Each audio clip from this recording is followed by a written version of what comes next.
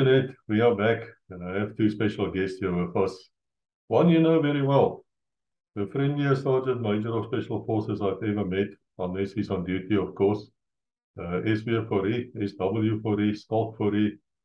He's the author of that other fellow, you know, the George M. James one, of Sierra Whiskey, 10 years in South African Special Forces. And the book did very well. And so we thought to ourselves, let us bring somebody in here who can ask him a few questions. And that's the other guest. And the other guest would be a man called Vossie. And he can explain himself. He's from the South African Air Force, was a flight engineer, I believe, until such time that his Alouette crashed. And it became as small as a draad car, like this big. I've seen the pictures. The man got seriously injured. And he lives in Ireland now for the last few years. He can still speak Afrikaans. But we will be switching between the languages, mostly English, because the book was, of course, written in English. So, Vossie, Eswe, both of you are very welcome. Thank you for your time. Let's go to Vossie first. Vossie, if you can introduce yourself, just give us a brief background so that we know exactly who you are and from what viewpoint you're coming with your questions. Dankie, Koos. Thank you, Koos. Hello, Eswe. Great to meet you here. Both of you, Koos, we've chatted a little bit. Right, where do I begin? 16 Squadron Alouette flight engineer. I have the proud distinction of only ever being an Alouette flight engineer. I refuse to go to Pumas and Oryxes and all those other funny things and Flossies and anything. I wanted to remain an Alou flight engineer. Yes, Koos mentioned we went for a few swimming lessons at Cape St. Francis in an Alou 620. There will be more in the distant future about that. But for now, this is all about having read Eswe's this book, this very book. Now, I've only got one problem. I'm going to have to take this book to South Africa, all the way to South Africa, to get those blank pages. Iets daarop geskryf. SW, dit gaan jou voorland wees hierdie. Ek sal hierdie boek eendag by jou uitkry, dat jy dit vir my kan autograph. Long story short, Koos facilitated this, and I would like to ask you a few questions, specifically starting off with the psychological aspects of the training. You mentioned the psychological, and it's obviously this van pertinente belang om te onthou hoe julle kering gewerk het, hoe die verskillende fases gewerk het, maar wat my bietjie tikkel is, en ek gaan sommer hier begin met die eerste vraag. Die ouens wat julle sielkundige evaluasies gedoen het, tot op watter vlak was hulle spesiale magte opgelei? Ek meen, jy kan sekerlik nie 'n sielkundige daar van die straat gaan afhaal het en verwag hy moes 'n kursus deurloop om julle manne te evalueer nie. Okay, Vossie, jou vraag oor die sielkundige kering of die sielkundige gedeelte van ons kering in die vroeë 70s, kom ek sê tot 79, dalk begin 80s, was daar geen sielkundiges betrokke by ons kering nie. So en ek het al met die bekendstelling van die boek, with the launch of a book, I had similar questions about the psychological influence, and I said, you must just remember, the army inherit a guy from school. If the guy pack up crack, a bomb skok, then it's not the army's fault. It's a product they get out of die samelewing uit. And later on in our elections, I was part of that. the election committee consists out of 4 or 5 senior operators and 4 or 5 senior psychologists, which is not from the civilian side, it was from the army itself. So they had the background of the army, they were introduced to the army, and these were the guys, in an election, all 8 of us, it was 8 years in total, will mark one guy, one of other states. So all 8 of us will mark a guy, and then at the end of the election, we will sit down, and then the psychologist will say, okay, this guy picked, we don't think he's going to make it, and then he motivated.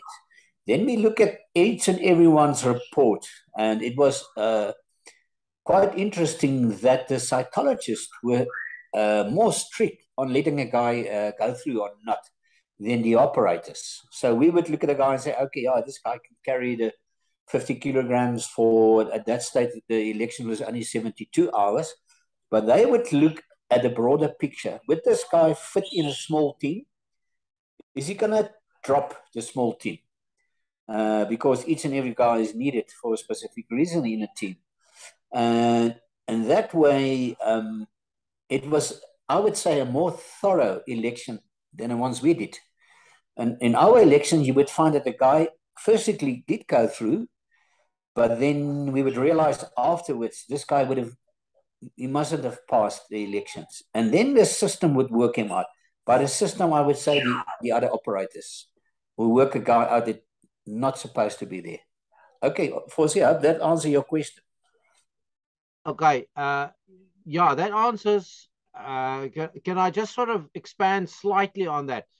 Who selected these psychological evaluators?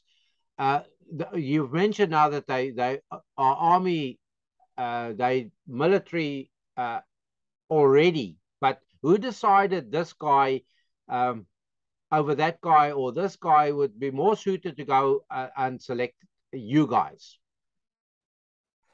Okay, they were from predominantly 7 Medische, I think, brigade, I'm not sure, I can't remember. So these were guys that was already there allocated to 7 Med. So they were in the system, they had a track record of guys that know what they were doing. Ironically, when I was at varsity, one of my subjects were psychology. And then in our final year, we had a task on post-traumatic stress, oorlogstress, bombskok. And like always, I left everything up till number 99, and I was the team leader of that specific group. And I went to one of the 7 Med guys, which was a psychologist, and I said to him, this is what we were supposed to do. And he gave me a glimpse, and how ironically, he gave me a glimpse on the report coming out of Kwitu Carnival, on the youngsters, which they did the psychologist. A little bit off the point which you asked, but just for interest sake. It was interesting, and he mentioned 2 things. Of jy meer vatbaar is vir posttraumatiese stres of minder vatbaar. Jou skolastiese opvoeding, nommer 1. Nommer 2, die gehegtheid as gesin. The closeness of family. The better that too, the less you are prone to get post-traumatic stress. And he actually gave me a lot of information which helped me to compile our report. But yeah, so these were senior guys from 7 Med, and then, like I said, from the operator side, it was senior operators that's been there for quite a couple of years. And between that, it was an excellent combination. Dankie, SV. Okay, ek gaan 'n bietjie hier op die sielkundige gedeeltes kuier tot op 'n punt, en dan gaan ons oor maar ek wil dit uit die pad uit kry, want ek dink dis vir my amper deel van julle kern. As jy nie daar in die kop daar is nie, dan gaan jy nooit daar wees nie. And in the very first intro video on LC, a comment was made about operators who could still be washed even after a few operations. If the seasoned operators felt the individual was not up to scratch, what happened on this rare occasion? Surely all these guys were so highly trained that you couldn't RTU him. Or would it be bad for morale if you retained him within Special Forces in a different role? So basies, jy het dit genoem, julle senior operators kon 'n ou nog wash en uit die stelsel uitwerk, maar actually said it was a leemte. It was definitely a shortcoming in the initial phase of elections, and we got the feeling in the beginning, it was senior operators there, is that these guys would sit around in the afternoon, drink a beer, have something to braai, and then decide that night what we're going to do the next day. And so there was a couple of guys that was physically very strong, and they could carry on for another week, but they were mentally not there. And for interest's sake, there was, I know about one or two guys, senior guys that was before me, one specific guy who committed suicide afterwards. I can't remember if he was still in the army. I think he left the army. So that is a typical case, and he was a brilliant soldier, that he was psychologically not fit to be in Special Forces. And that was a shortcoming in the beginning of the elections, is that wasn't blocked, like in the new elections. Although the pass rate of the elections were more or less the same. I think it was 6% in total. And RTUs, in my point, is RTUs were treated very unfair. RTU it's not a matter of he's not a good soldier, he's not fit for Special Forces. Instead of keeping them at a base, let him go back to the units. The guys that did pass the elections, did pass the cycle, but weren't fit for Special Forces, were eventually also left out in operations. They weren't elected to go in operations anymore. And some of them just left, and they realized this is not for them. Yeah, unfortunately, that was a learning curve in the beginning of Special Forces, which they rectify later on. In cricketing terms, ek weet nie hoe is jou cricket kennis nie, maar ek is nogal lief vir cricket. Waar hulle praat van, baie dikwels hoor jy die storie van na 'n batsman 'n bal getrotseer het, of when he faced a ball, he switches off after that ball, and he switched himself back on, and the same for bowlers. In cricket kan jy daai vergelyking gebruik. Ek dink dit werk nie juis in ander sport nie. As jy op 'n rugbyveld besluit jy gaan jouself aan en afskakel.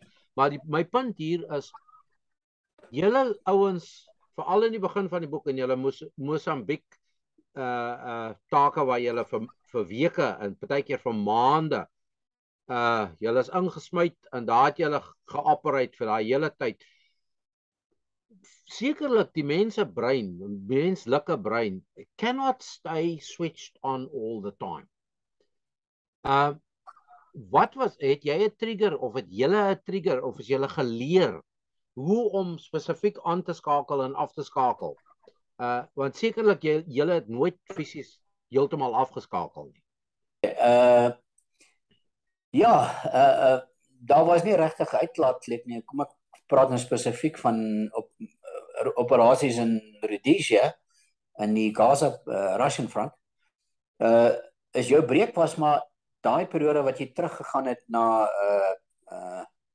wat was die Iraans, ek kan dit nou nie en dan nie. Daar was 'n aanloopbaan en dis waar ons kamp was.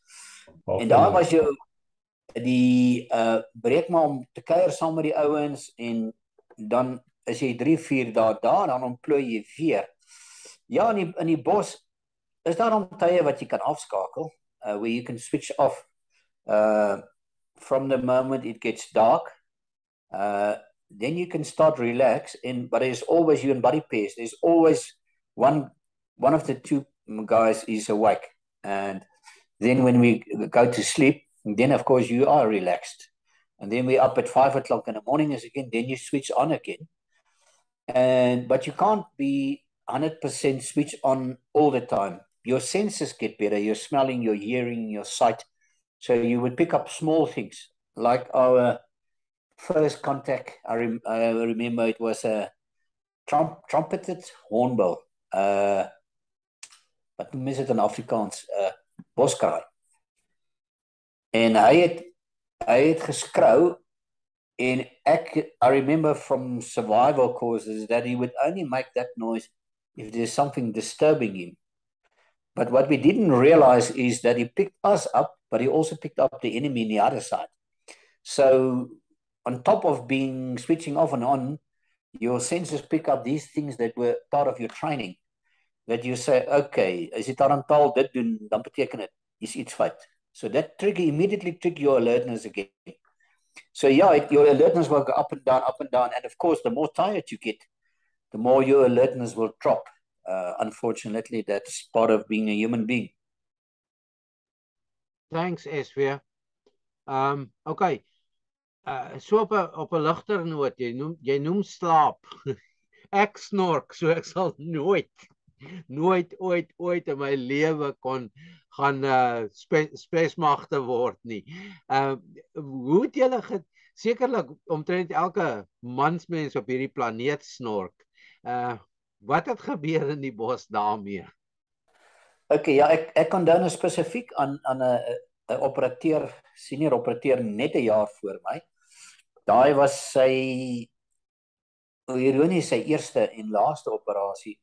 Hy het verskriklik gehoes. Hy was 'n roker en hy het gehoes en gehoes en gehoes. En ons spanleier het net besluit, Kokkie de Tooi was die eerste geleentheid, is jy uit die bos uit. Want as hy hoes, dan spring ons nekhare regop, want daai hoes trek ver deur 'n bos. En dit is nie 'n normale bosgeluid nie. Snork, nee, ek kan nie eintlik regtig onthou of enige, I can't remember anybody snoring, but you would be the guy that's a guard, you would receive something against your head, so 'n stuk stomp of iets. And then, that way you actually, dan stop jy snork. All right, bietjie af, okay, ons totaal af, ek gaan nie meer van daai heavy vrae vra nie, in elk geval is so lank terug, maar ek dink dit pas net in by die sielkundige invloed wat hierdie hele job was, baie keer, ek dink meer in die kop as in die lyf. Okay, maar kom ons gesels 'n bietjie oor kos in die bos, food in the bush, wild and extended. Ek het 'n hele paar punte hierso. Het julle ooit, did you ever rob the local population's food? Nee, glad nie. We know we never robbed the local population. Number one, if the local population see you, you compromise. In within an hour, maybe 2 hours, the enemy is there. Because in each of these kraal, there's what I call a militia, appointed by a typical Russian system. They have the network right through the local population. Militia with a G3 wapen, and with a radio. And the moment the locals see you, you compromise. Then you start running. Or you can expect to be attacked very, very soon after that. And then I can maybe carry on of what did we have to eat. Today, I realized something. The best food would have been a black bully beef. It's protein, it's fat, a combination. The problem with that is the weight. You're already carrying your 2, 4, 6, 8, 10, 12 liters of water. And that excludes your radio, your ammunition, and.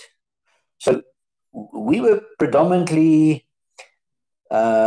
sometimes rat packs, but what we did, we swapped our rat packs with the Rhodesian rat packs, because they had built them in and butter and honey, which we didn't have. They liked our rat packs. Then at one stage we had freeze dry. Is that where you just add hot boiling water and you eat that? But the nutrition value of that was quite low. We only realized it afterwards. And then we've got something, it was like sealed in a pack. I remember it, green olive color, Cuban color. And then inside there would be a piece of chicken and a piece of meat.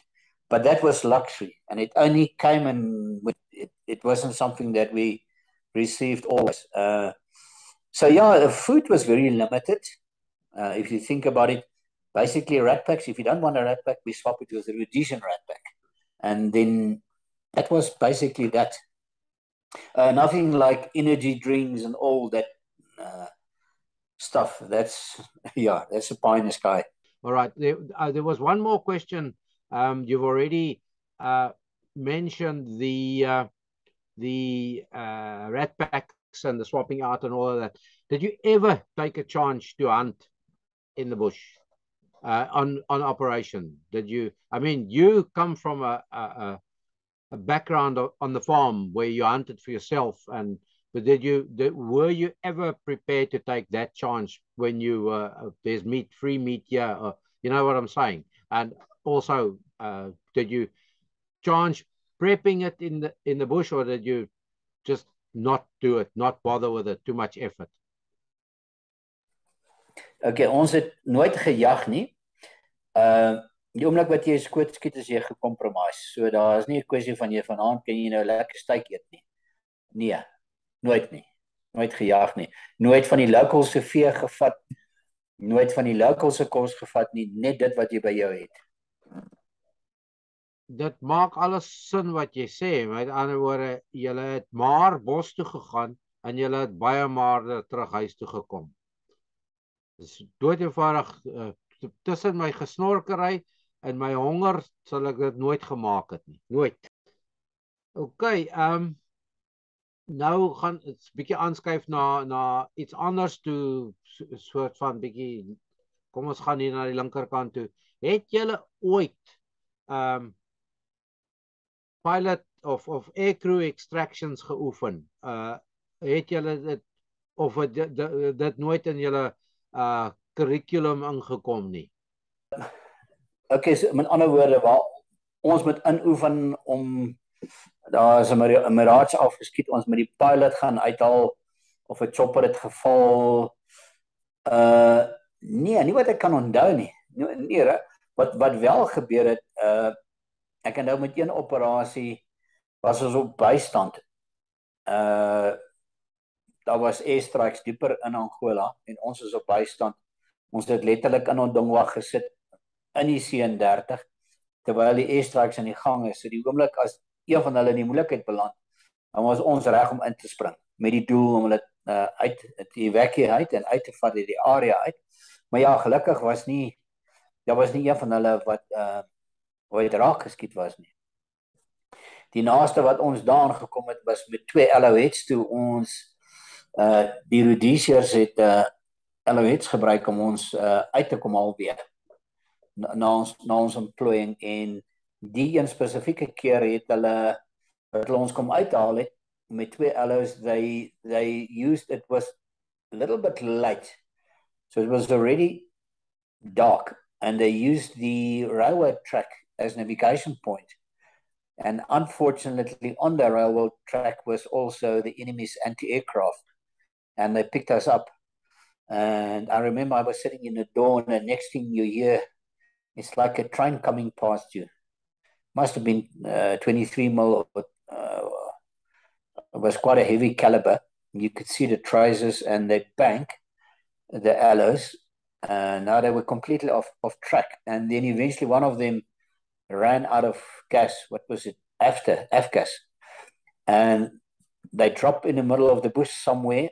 They transferred the pilot and the co-pilot or technician, can't remember, to the other alloy, and they left us there to guard that alloy, and they only came back the next morning. Thanks, SV. Yeah, that's after aviation turbine fuel, but in the operational area, we've used all the after on the Caspers, and there was a drum of gas on one of the Caspers, and I threw that in and we flew merrily along. You just had to add a bit of oil, and you could only run so many hours on an engine before that engine would have to be rejected. As ons praat van escape and evasion en al die klas van goeters, het julle ooit saam met die mediese spul se interrogators gewerk? Wel, internet, ons is terug en as SWF vir julle anders lyk, dit is omdat hy anders is, dis so 'n uur of 2 later. Julle weer die Eskom. Ja, die Eskom, wat kan ek sê van Eskom? Nee, dit het hoe gemaak het.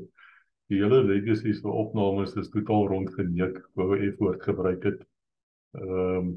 Wat het gebeur dat jy in die middel van 'n opname is en skielik sal net nie meer internet of krag of so iets nie. So SW is nou terug by sy eie plek. Dit lyk so 'n bietjie anders agterom, maar is daarom nog steeds dieselfde mens. Nou Vossie is nog steeds daar in Ierland.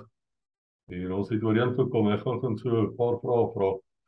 Nou ek het so rukkie terug het ek die hekkie se video's vir ons opgeneem. Fantasties gewees, baie mooi. Ek sê nog 'n preview gee daarop. Vossie het ons ook gehelp met die edits, ons is baie dankbaar. En ek vra toe vir Major Blou en vir ek dink Charles D en daai ouens, ek vra vir hulle, hoorie, toe julle nou vir 3 bataljon so sien nader kom na die groot geveg en julle agterkom, dit is 3 bataljon se ouens, dit is actually nie SWAPO met 'n teenaanval nie. Was julle bly om die ouens te sien? En hulle antwoord was in militêre taal, ja, hulle was baie bly om hulle te sien. Hulle was regtig bly om hulle te sien. Nou wil ek vir jou vra, was julle ouens ooit bly om die lugmag te sien? Enige lugmag, Recce lugmag, Afrikaanse lugmag. Het julle ooit gevoel, wow, ons is bly hierdie ouens is hier om ons te kom help? Ja, definitief.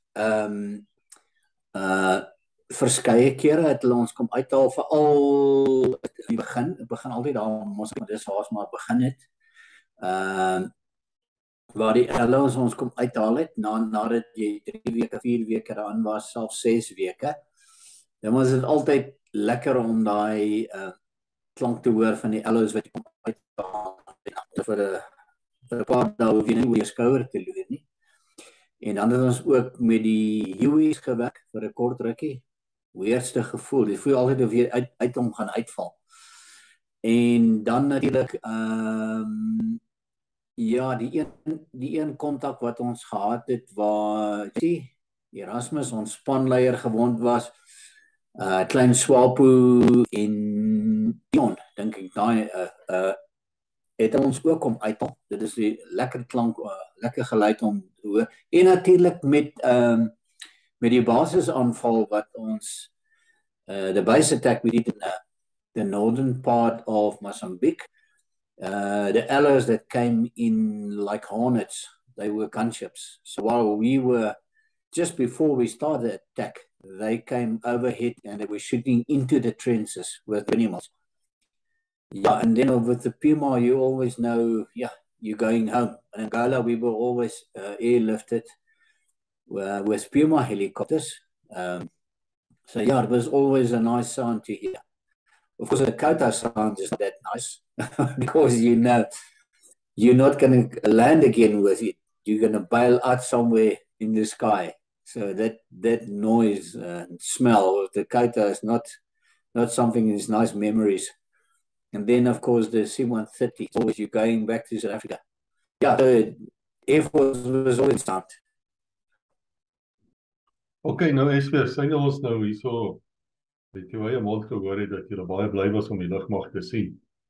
Ek het gepraat met 'n paar vlugingenieurs, flight engineers. En op hulle oorlewingskursus waar ons nou weet jy was nou nie betrokke nie, maar van julle lede was, sê hulle kon gevang gewees het en was gevang gewees, en dan sou die spesmagte ouens hulle rol in kondensmelk op die grond rond, en dan moet hulle verder hardloop.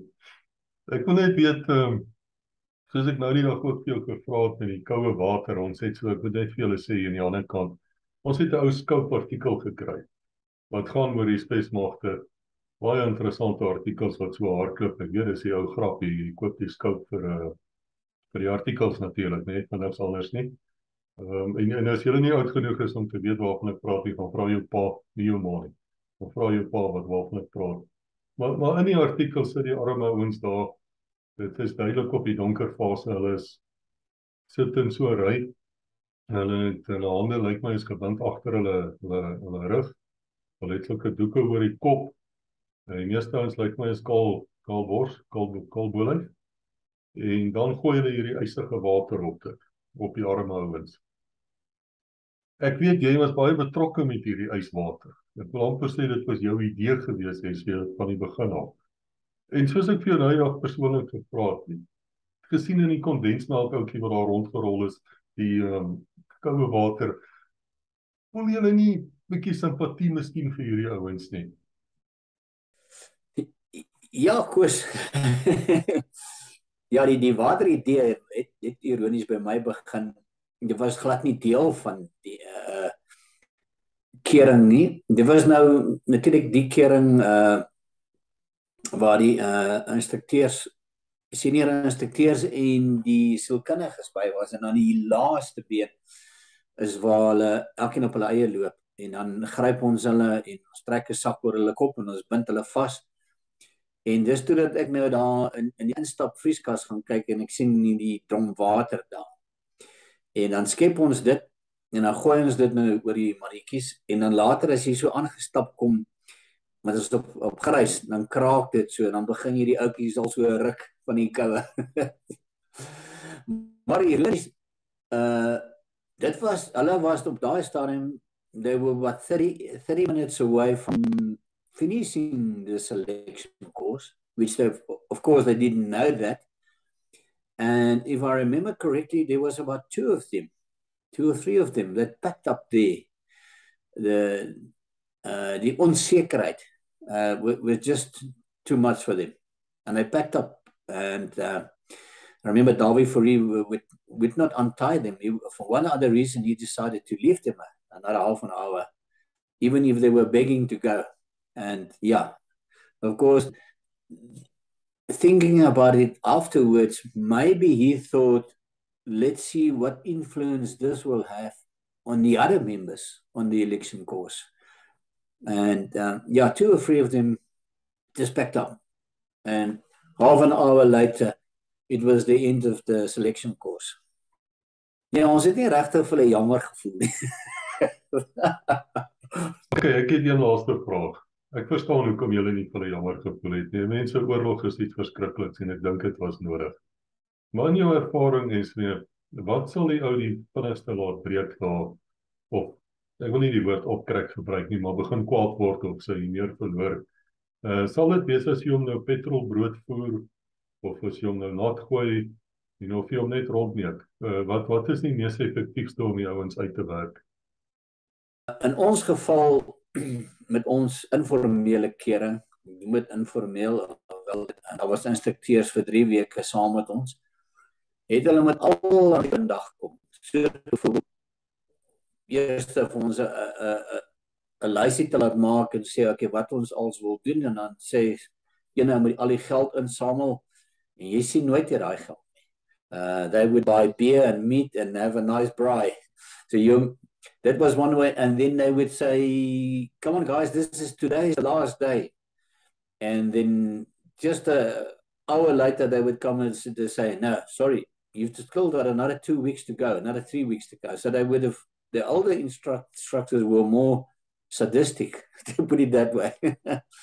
They would forever come up with things like that. And they would say, come on guys, if you come and join us for a beer or the braai, why do you want to carry on doing this? Come on, have a beer and a braai. Of course, if you do, that's it. That's the end for your election. I would say that. And then, of course, the new selection course was 72 hours. That was Dr. Waterperson hy was die brein agter dit. The brain behind the 72 hours selection.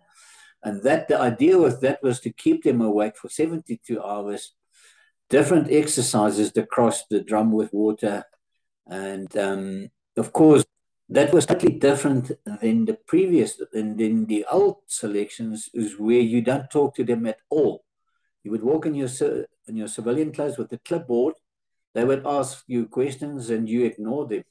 And so in the end, say, oh, this guy doesn't play any role here at all. So they would do things in front of you, but there was no communication between you and them. But what was interesting is that for 72 hours they were awake and getting more and more tired. I remember General Doiby Kotzé, he was one of the students. He was out on his feet.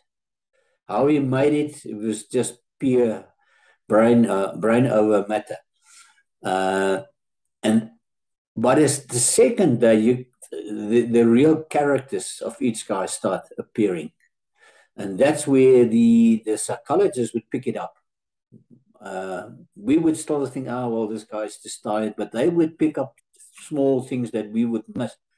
And there was a lot of guys that finished the election physically, but was turned down between us and psychologists. So you could be Rambo, finish it easily and do another week, but they would just say, nope, this guy is not ideal for special forces. Okay, thank you. I think that answered my questions. Vossie, I know you've got a few left for SW, so it's over to you, mate.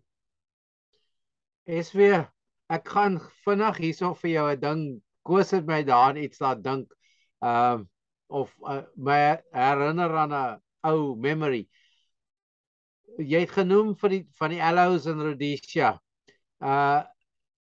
Totally off the wall hierso. Het julle in die Allouets ingeklim en 'n Afrikaanse hallo gekry? Hoe gaan dit met jou swaar?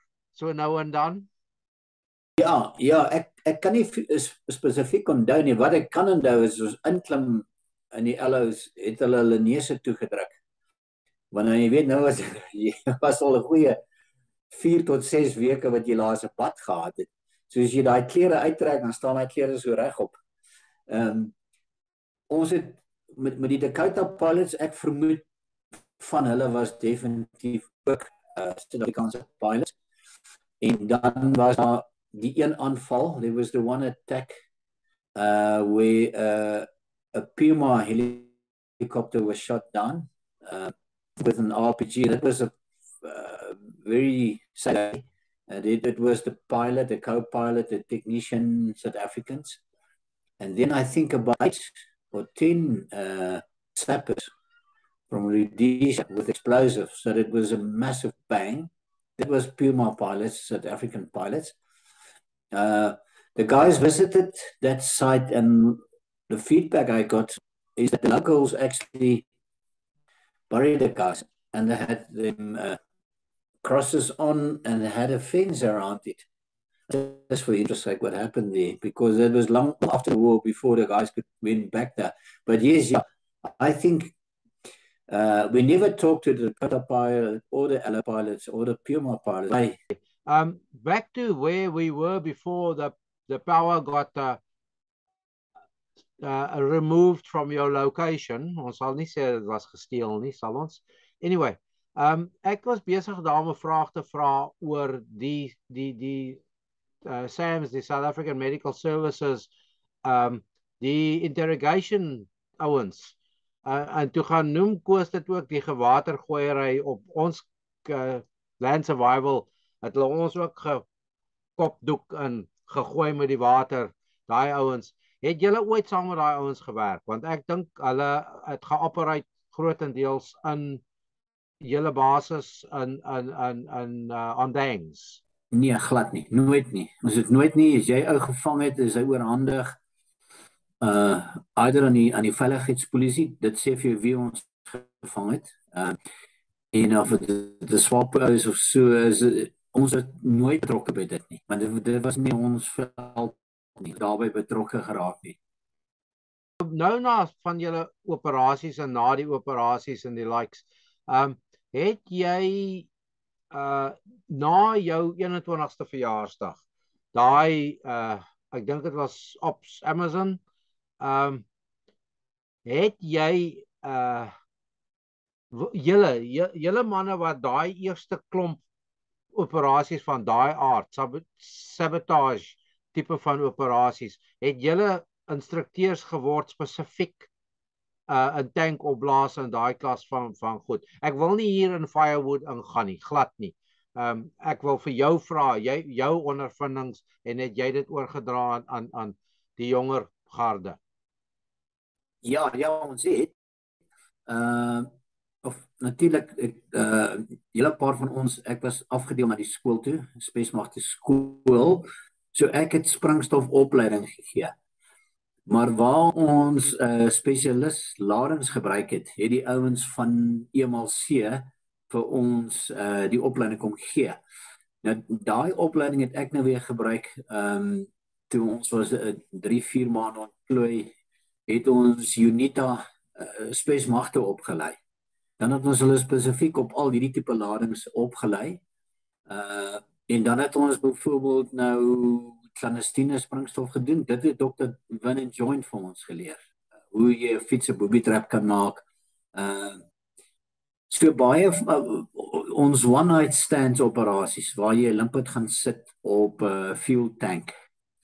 Het die ouens gewoonlik wat betrokke was by die vervaardiging van daai spesifieke lading, het dit vir ons die opleiding kom gee. Die taktiek self het ons maar uit ondervinding uit oorgedra aan die youngsters toe. So dit so span was altyd 'n mengsel van junior en senior ouens met 'n goeie spanleier. OK, dankie daarvoor. Nou, as ek mag, gaan ek dit nou vat Civistraat toe.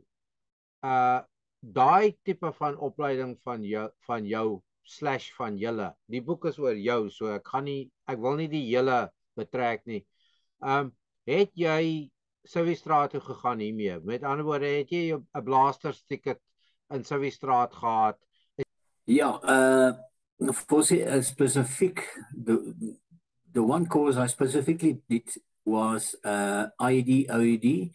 IED is improvised explosive devices. That's where devices manufactured by a TER to take out the IED operator. Now that was quite familiar in your valley, where the IRA and so forth, where they would plant bombs specifically to take out the IED operator.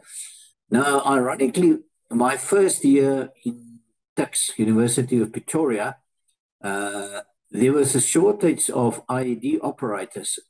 So they had a contact list and they contacted me and said, okay, I can get paid for it. And they even gave me a Hilux minibus. And everything was inside there. Your cock-up, your wheelbarrow, and all that kind of things that you would use to disrupt improvised explosives. So I would drive to Varsity, and I had a specific safe place where the vehicle was parked, and I had a bleeper on me. So whenever they needed me, they would bleep, and I would run out of the class and go and implement it. And of course, I also got paid for that. That leads me to more of Civistraat. Your book ends, you mentioned that in the book, the vehicle and the likes. But that was in the 80s and this is now. And I just have the twinkle in your eye tells me that you're a naughty bugger half the time, or most of the time. And I think you gave students quite a hard time because you were pranking them. And if you tell us a little bit more of that kind, and we know you're an agent now, but there's a big gap. There's a gap in that's why maybe you must write a few more books, and tell us the mischief you got up to. Ek gaan soort van, ek voel dis reg dat ek hier afeindig en vir jou vra, in so vinnige curveball daar ingooi, het jy nog kontak met Michelle gehad na jy teruggekom het of nie? Jy noem vir Michelle baie in die boek. En dan vertel vir ons so klein bietjie, net as jy nie wil nie, fair play. Ja, ek het na ek was al toe 'n student, toe het 1VR, een verkenningsregiment, they had it was the last year before they were closed by the ANC. They had the anniversary. So I invited Michelle as well, so it was like a farewell for her and a farewell for me. But she would keep on phoning me every year on my birthday, even up to now. She would phone me that specific day and we'd chat, and so we're still very good friends. Yeah, I had a couple of naughty things on varsity. I remember I was staying in a house for students, and we were 2 guys staying there. And they said, well, you can't have a braai without female students. So I went to one of the hostels and I called one of the student ladies that was with me on a specific course, and I said, luister, ons het 'n braai, ek het, wil jy nie 1 of 2 meisies saam nooi nie? And yes, you picture 4 of them, plus us, 5. And I remember we were driving a city Golf and we propped hulle oral in. Now I had another challenge. We were only 2 guys and 4 or 5 girls. But of course, I was still a virgin then.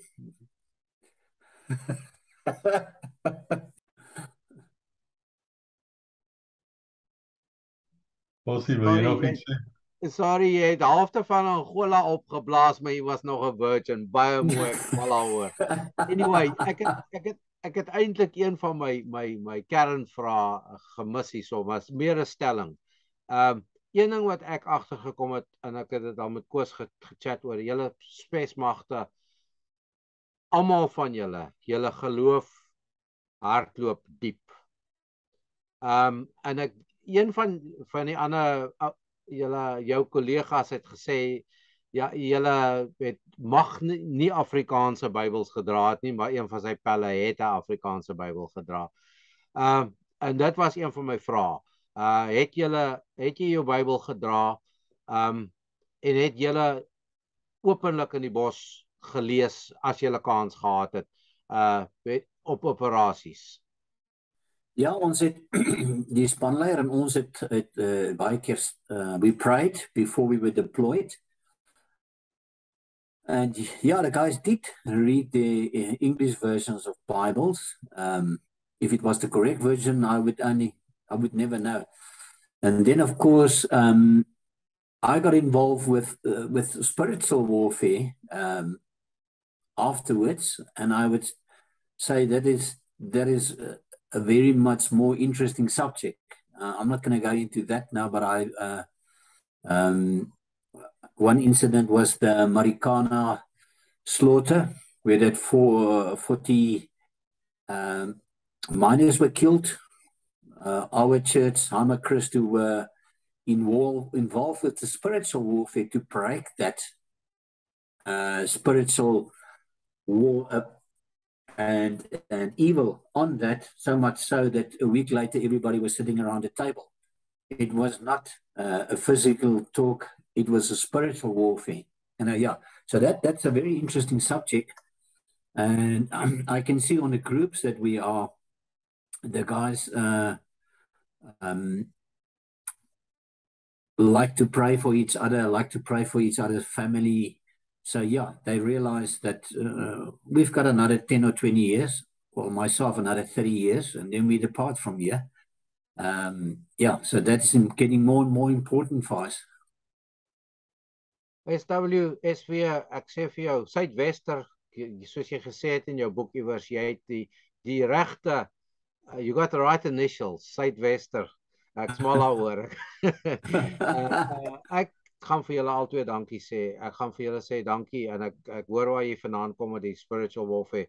Meer en meer wat in hierdie wêreld aangaan is seriously op daai vlak. Never mind op ons klein ou insect like individual vlakke nie. Maar ek gaan vir julle albei hiervoor hierdie woord in baie meer hande te beland. Ek voel, soos ek gesê het in die begin van die boek, van hierdie chat, ek gaan jou eie autograaf hier inkry, en almal sê vir Koos verskriklik baie dankie vir die werk wat hy doen hier, wat julle albei doen. Ek het nou agtergekom dat jy die eerste, you were the founding member of Legacy with Koos. Dis fantasties. Ons moet jou so meer in, so elke nou en dan moet ons jou 'n bietjie sien. So jy moet bietjie daar in die veld gaan rondloop en sê, kyk, dis hoe so 'n ding lyk en jy kan nie daai ding eet nie, maar jy kan daai ding eet, daai ding. Ja, daai ding. Dit sal baie lekker wees. Ja, nee, maar kyk, Koos was die brainchild agter die hele oefening en ek is bly waantoe Legacy nou op pad is. Maar awesome, ja, is Koos en Rebecca wat die eer moet kry hier. Ja, okay, julle is van my dan waak het ek nou begin bloos hierso. Maar thanks Vossie vir jou mooi woorde. SV, daar's een ding wat ek vergeet het om jou te vra, want ons kan bietjie begin aanjaag. Het jy ooit met Fourie gewerk? Fourie?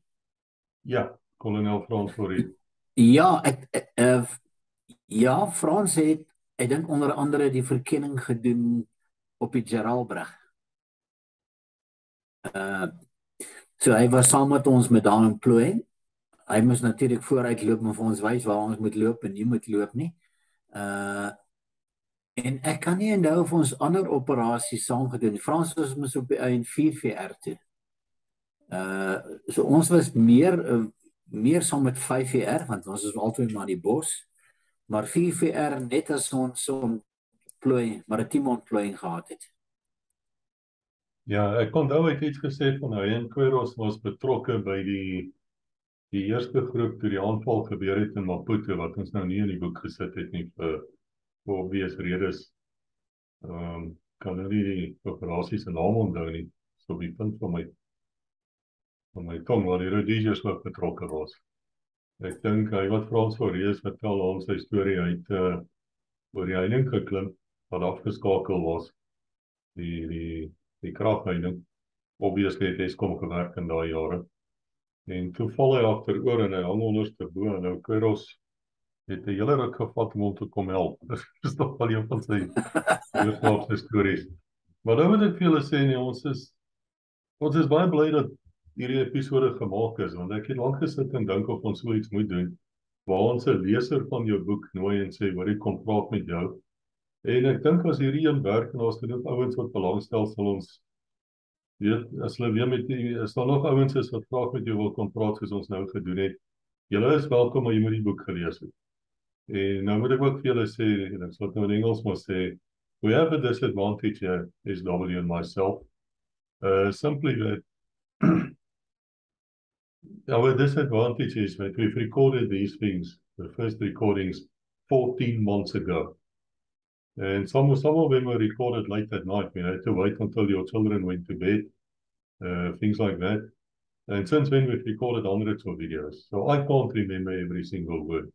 And it was right in the beginning. And this is the same with a book. As I'm sure that Esme will testify now, a book. And you will find this out, Vossie, once you publish your own book. And you're welcome to do it here on Legacy as well. You will find out that people do read the damn book and they do know every word in the book. And then they think you remember every word in the book. But it happened. You wrote that book a year ago, you know. It's not always possible.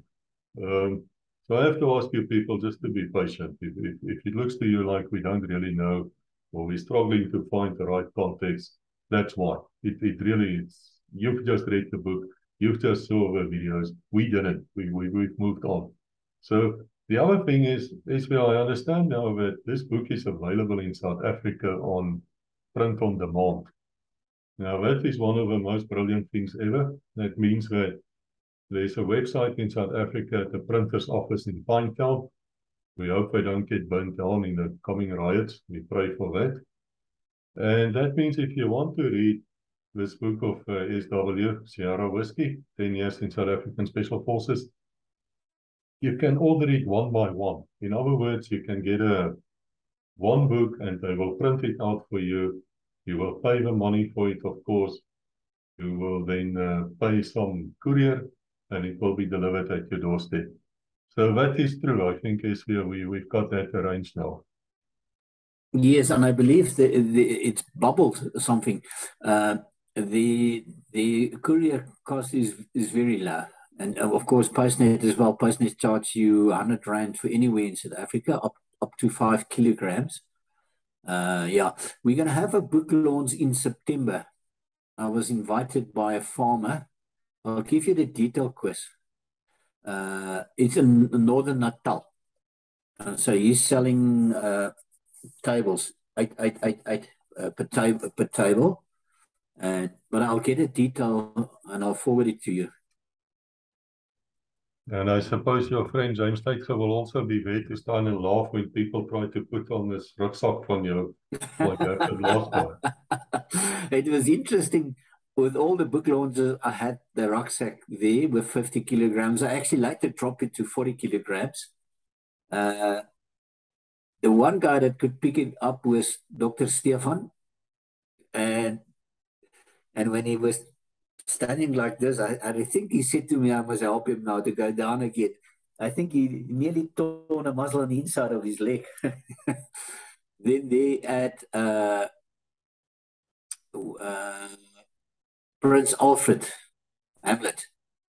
That's farmers. That's fruit farmers. They were two young guys there, farmers. I picked it up, but I didn't take the challenge. The challenge were 2 guys out and 2 guys back in less than 20 minutes, I think. And I said everything is on the house for the rest of the night, but none of them took the challenge on. Well, I would say I wouldn't mind. Vossie, you've come live. So you want to say something? I tell you what you do. You fill the rucksack with books to the equivalent of the 40, 45 kilos. Don't tell them what's in there. Tell them if you guess how many are in there, they can have one free if they the closest. No, put it on your back and walk around and think about it, how many books it is. All right, Internet, we've come to the end of this episode. Once again, I want to invite you, if people want to speak to one of the authors, you're welcome. Just contact me and prepare your list of questions we would like to see beforehand, actually. Not to prepare so much, but just to make sure that you're not, from some kind of a secret police who are trying to trap us here or whatever. No, just joking. If you want to talk to us, please come and talk to us. Vossie, thank you for your participation. We really appreciate you. Is there anything lastly on your mind before I say goodbye?